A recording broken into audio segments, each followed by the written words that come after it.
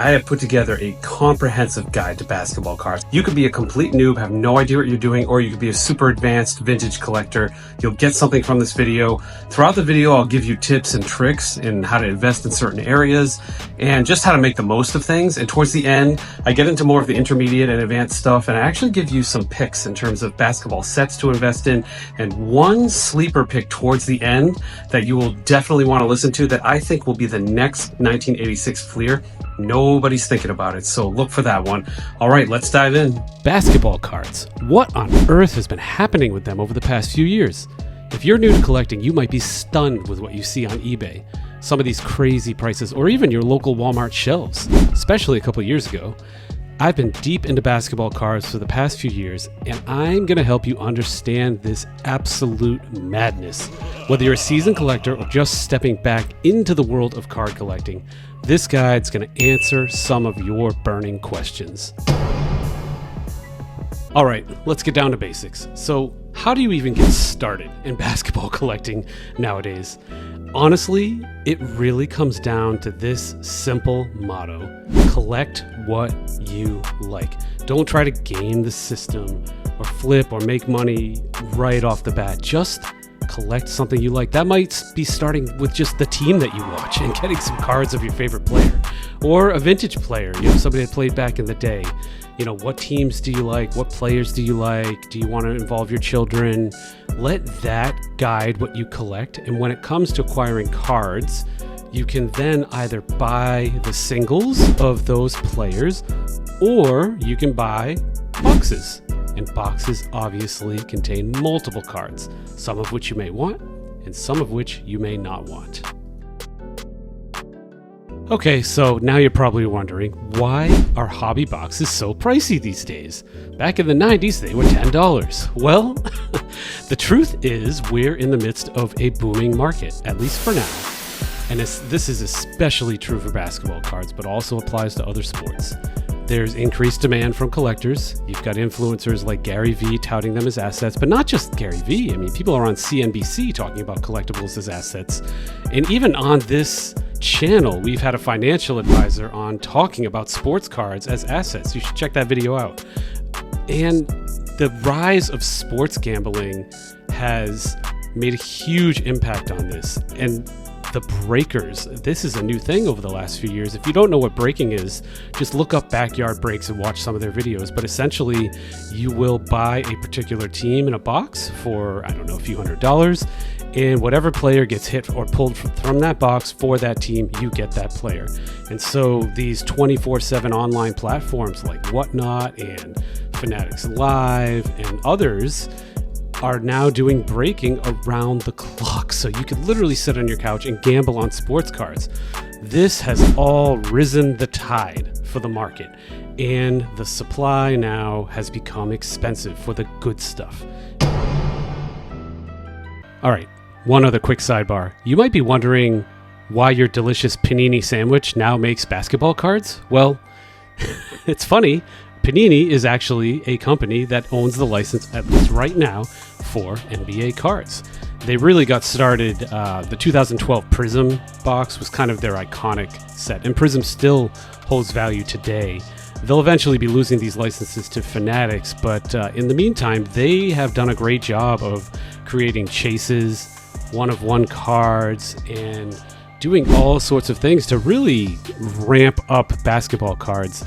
They've increased the supply, though, to an extent where I think it will have a detriment in the long term on the cards being produced. But if you're seeing the word panini out there and have no idea what panini is, and again, you think of it as a sandwich, well, at least right now, they're a major player in basketball cards.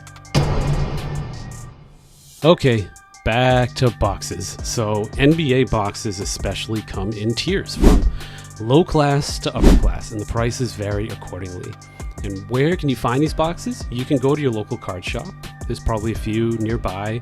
You can go to online retailers like Walmart and Target. Even Barnes & Noble has cards.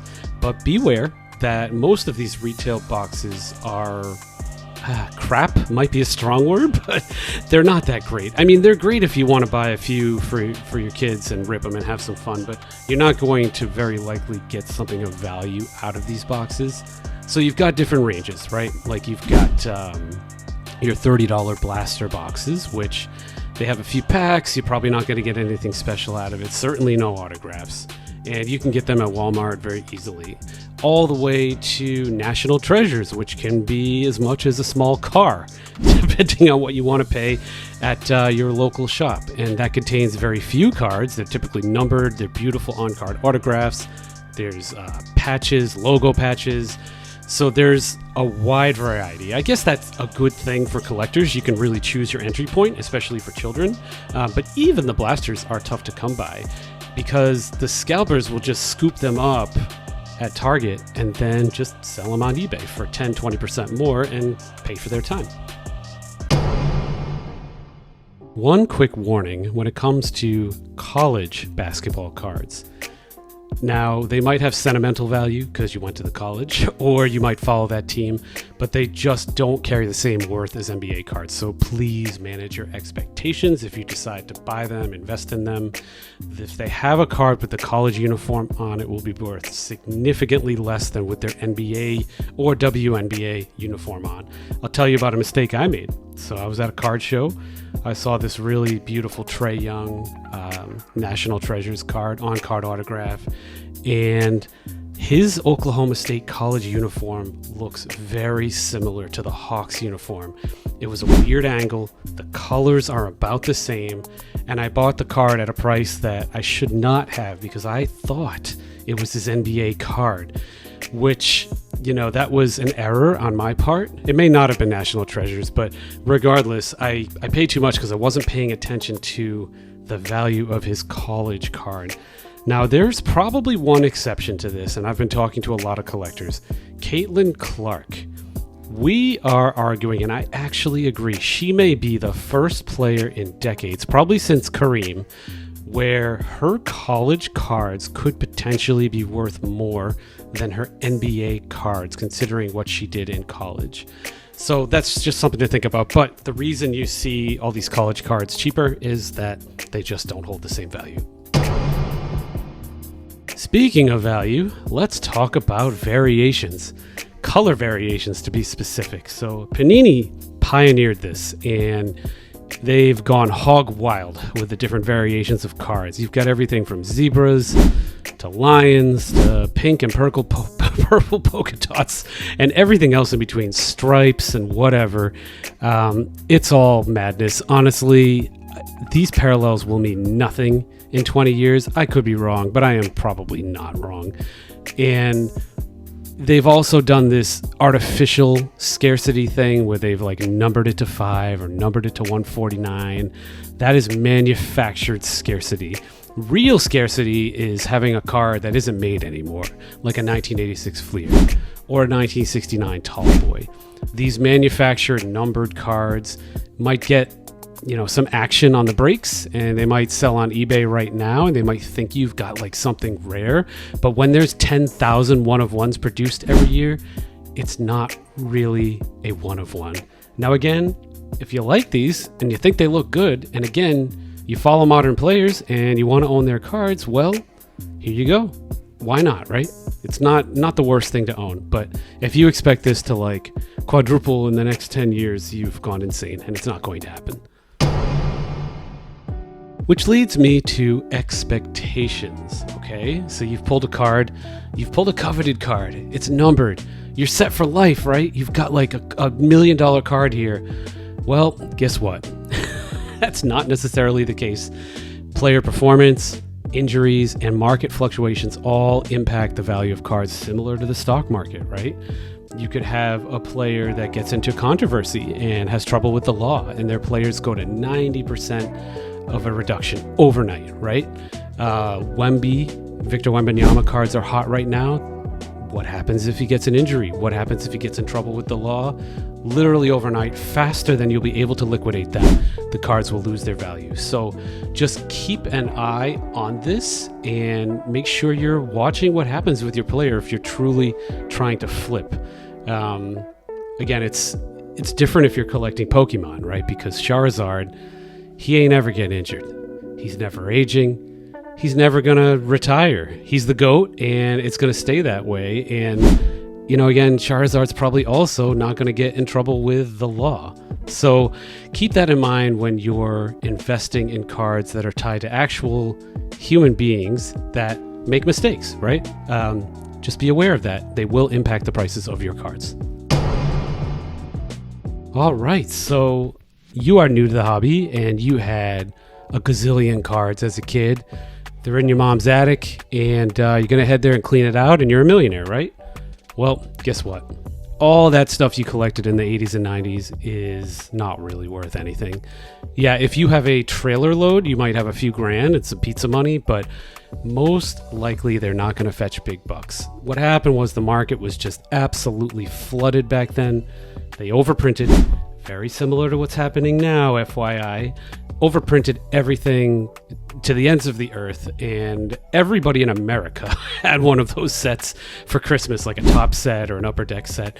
So they're just not worth that much. Now, you could make lemons out of lemonade. You could get some of those cards autographed, pull the Hall of Famers, for example, get some Hall of Fame sets going.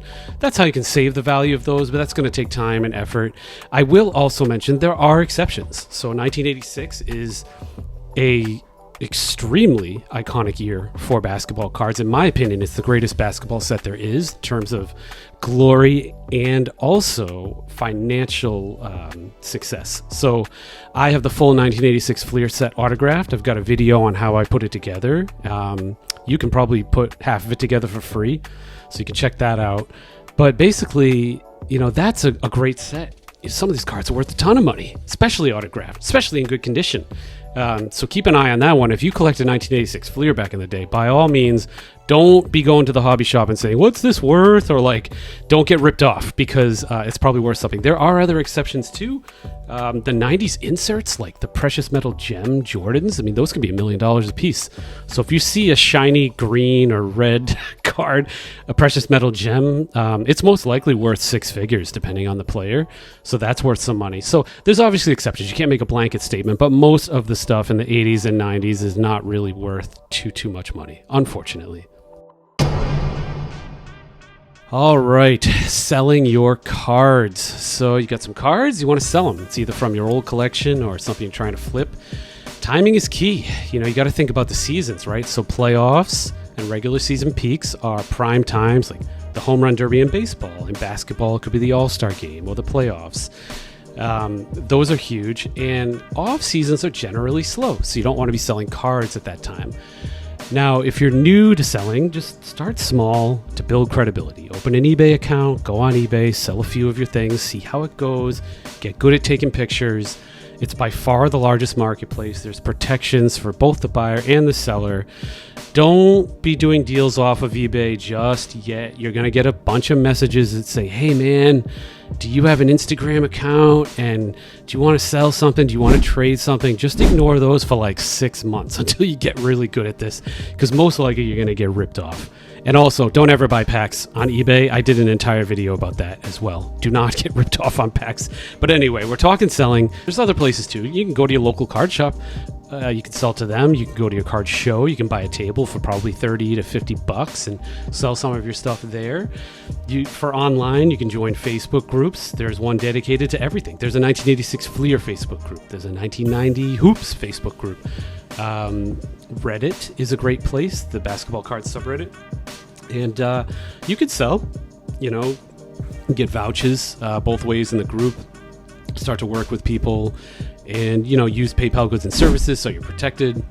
It can be quite effective. So, just start networking. You could even do a live on Whatnot or one of those apps where you go through their training, you set up shop, and you start to try to sell some cards, do some giveaways, build a following, and sell them there. But if you just want to sell a few things, make an eBay account and go from there.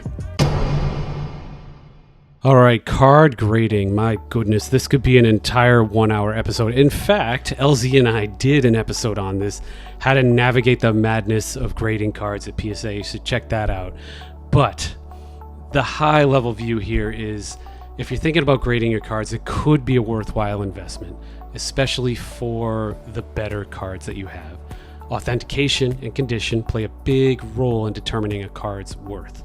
So if you've got some mantles from the 50s in terms of baseball, you know, or, you know, some cards from the 50s in terms of basketball. Get those graded. It's probably worth it. You know, you've got some 1957 Topps Bill Russell cards that you've had in your family for a while.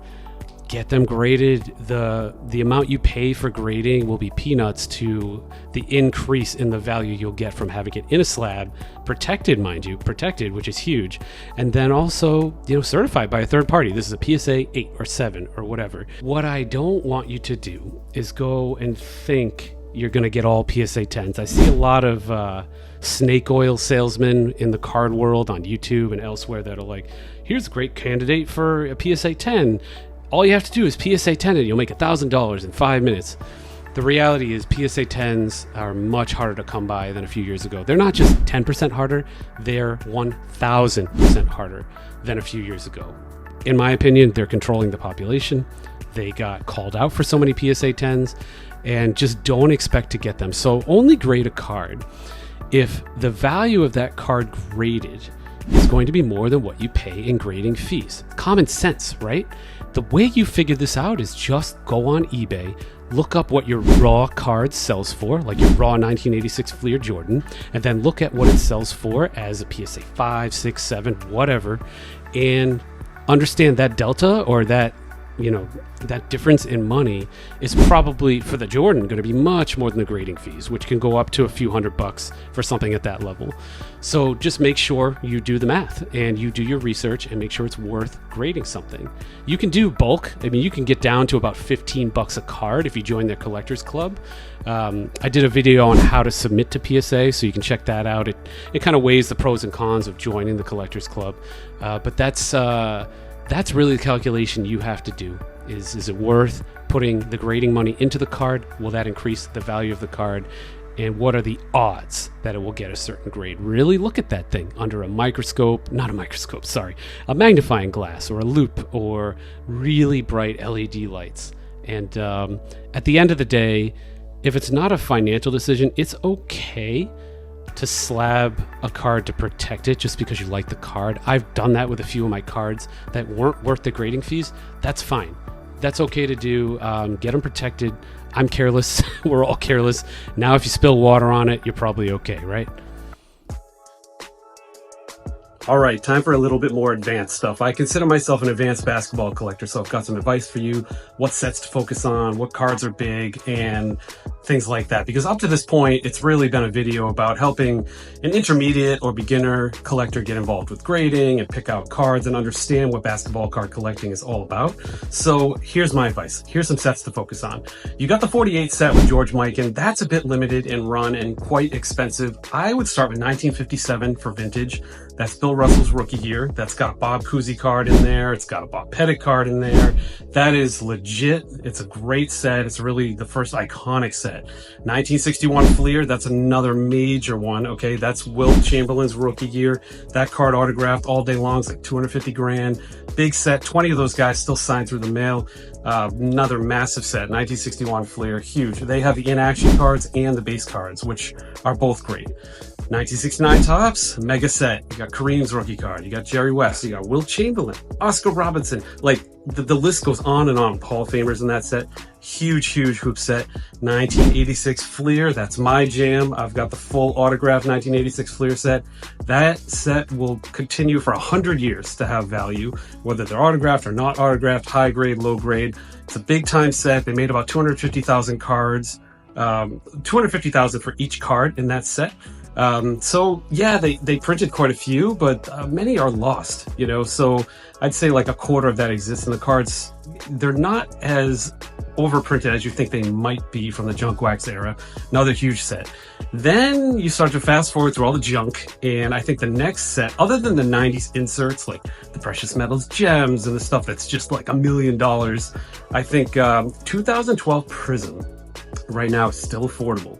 Packs in the boxes. 2012 Prism was the first Prism issue. Had Kobe on the box, had on-card autos from Anthony Davis, Kawhi, and Kobe in there. That is going to be the next 1986 Fleer for my generation in 20 years. Mark my words. It's a big set, 300 cards, but I think that's another huge one to focus on. Then you get to this modern stuff, and honestly, guys, This modern stuff as an investment is kind of tough. I would look at it more like you're following your favorite player and having a good time. And that is what you do with the modern stuff. You have fun. Maybe you'll get a one of one. It's not really a one of one, but it has some value now. You can flip. You can do a lot of flipping and have fun. But for an investment and long-term value, focus on the sets that I've mentioned, with 2012 Prism being the most recent and still quite affordable set. That's my big tip for you guys. Hopefully you enjoyed this guide. Put a lot of work into it. It's probably the most editing I've ever done in a video. So I would appreciate it if you would subscribe to the channel. I drop stuff like this all the time. I plan on doing future guides like this, and the only way you're going to get them is to subscribe and get notified, and leave a comment below and let me know if I missed anything, because I'm sure there's other great basketball collectors out there and I'd love to hear from you guys.